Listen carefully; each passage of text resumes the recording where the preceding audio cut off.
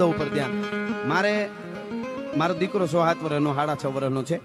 એ હું આમ સવારમાં એક દી વળી પેટી લઈને આમ મને કઈ બહુ એટલું બધું વાગતી ભાઈ રિયાજ મને ન આવડે, શબ્દોનો માણા ખરો હું, પણ કંઈક મોજ આવી જાય તો હું પેટી લઈ એમ.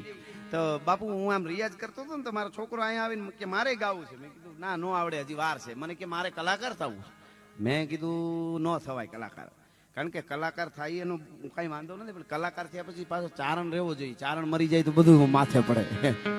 એમાં આર પાર ઉતરવું બહુ અઘરું છે. એમ હાવ નીકળી જાય તો ગમે થઈ શકે, પણ આર પાર ઉતરી જવું એ બહુ અઘરું. મેં કીધું, મને કે નહીં મારે કલાકાર થવું. પછી મને વિચાર એવો કે એ તો થવાય, એ તો સારી વાત છે. ચારણોએ આપણી ઉજળા ઇતિહાસની પરંપરાને જાળવી, માં ભગવતીના ગુણગાન ગાવા, આપણા ઇતિહાસોની ધરોહર સાચવવી, એ તો આપણું કર્મ છે. ચારણ બધા સરસ્વતીને સેવે ને ગીત રામાયણ ગાય તો વાંધો નથી. મેં કીધું થવાય, પણ થોડીક જવાબદારી તને કહી દઉં.